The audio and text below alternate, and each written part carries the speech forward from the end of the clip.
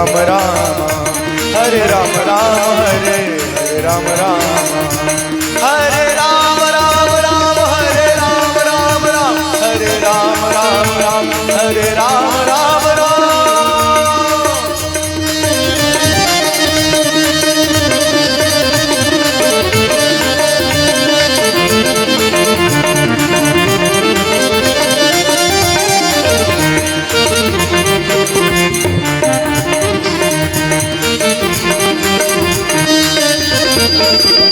हरे राम राम, हरे राम, हरे राम, हरे राम राम, हरे राम, हरे राम, हरे राम राम, हरे राम, हरे राम, हरे राम राम, हरे राम, हरे राम।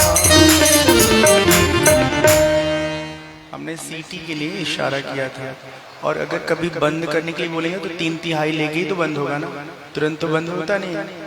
तो पहले सिग्नल मिलेगा, धीरे से आराम से बंद करेगा। सियावर रामचंद्र की जय, पवन सुत हनुमान की जय, बोलो भाई सब संतन की जय, उमापति महादेव की जय। जय जय सीताराम, जय जय राधे श्याम।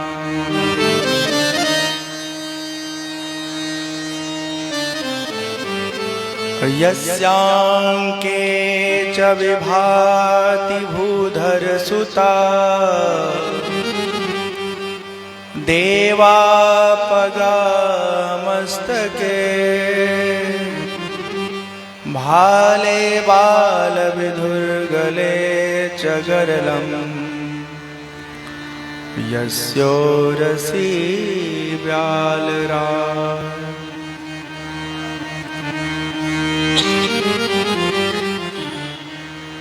सोऽयं भूति विभूषणः सुरवरः, सर्वाधिपः सर्वदा,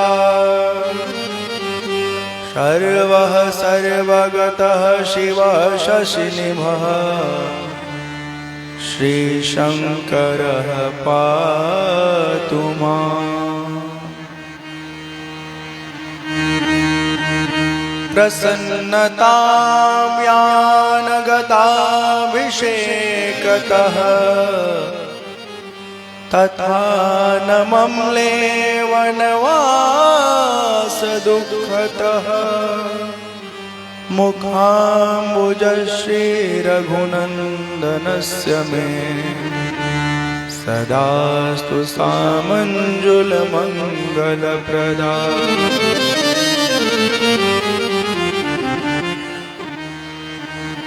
नीलाम्बुज श्यामल कोमलांगम, सीता समारोपित वामभागम,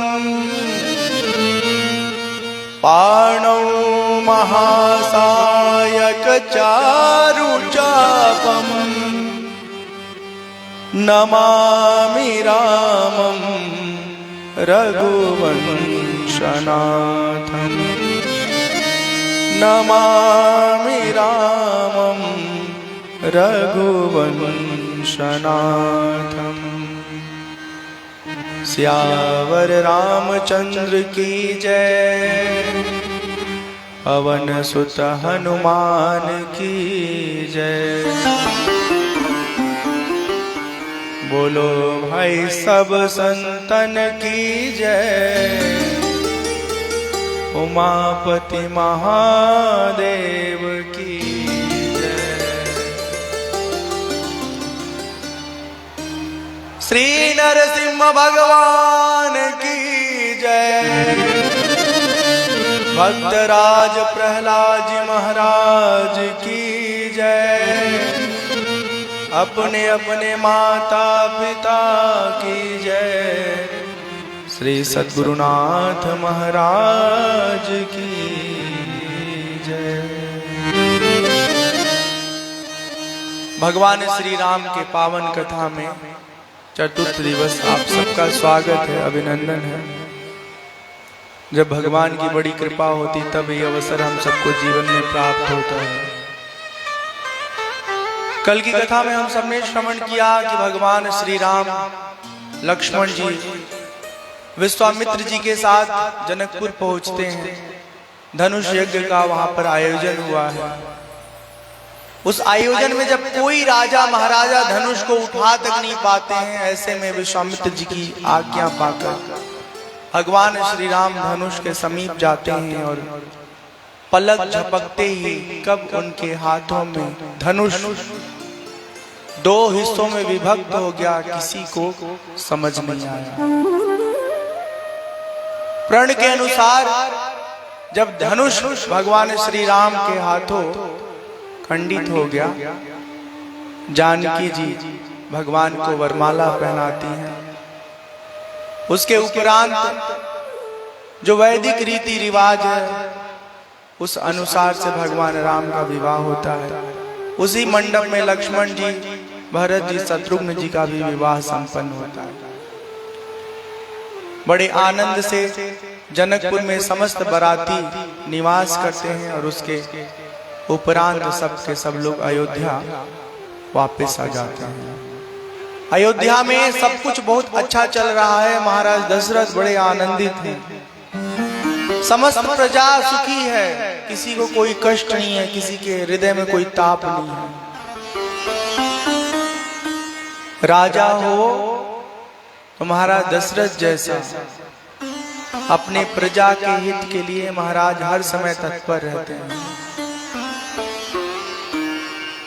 एक दिन की बात है, महाराज दशरथ स्नान आदि से निवृत्त होकर के वस्त्र आदि पहन करके अपने केशों को ठीक कर रहे थे। आईने में देखते हैं कि अरे अब केस तो पकने लगे हैं ढेर सारे, मतलब बुढ़ापा आ गई। बुढ़ापा आने का जो लक्षण है वो इंद्रियों का शिथिल होना, युवावस्था का क्षीण होना, केसों को पकना, आंखों से दिखाई कम देना, ऐसा लक्षण कभी हुआ करता था। लेकिन अब जवानी में भी ये सब स्थितियां लोगों के जीवन में दिखने लगती हैं। 18 साल के बेटी बेटा का बाल पूरा पक जाता है। उसका कारण क्या है मालूम है? ये जो हम अन्न ग्रहण करते हैं ना, उसमें जो जहर मिला मिला के उसको उपजाया जाता है, उसका परिणाम है बाल पक जाते हैं, शरीर के अंदर विकार आ जाता है, शरीर के अंग आदि कमजोर हो जाते हैं। आजकल का खान पान जो है वैसा दूषित है कि आज किसी का बाल पका देखिए तो उसको बुढ़ा बिल्कुल मत समझिए। ये नहीं कि बाल पका देख करके बोल दे बुढ़ा इधर आओ। हमारे जैसा आदमी होगा तो बगल में डंडा उंडा जो भी होगा उठा के बहुत मार मारेगा। बोलेगा बुढ़ा होगा आपका घर वाले मतलब सब लोग होते हैं, ठीक है।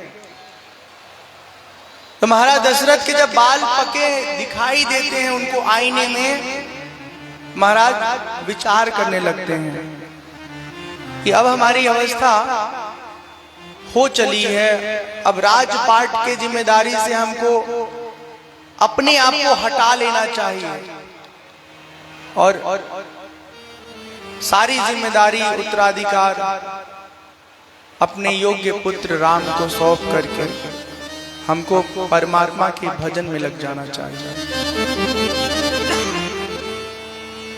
महाराज दशरथ के हृदय में जब ये विचार आता है तो सर्वप्रथम वो अपने सद्गुरुदेव के पास जाते हैं। वशिष्ठ जी को जा करके अपने मन की सारी बात बताते हैं। वशिष्ठ जी बहुत प्रसन्न होते हैं। वशिष्ठ जी कहते हैं कि तो बहुत उत्तम विचार है।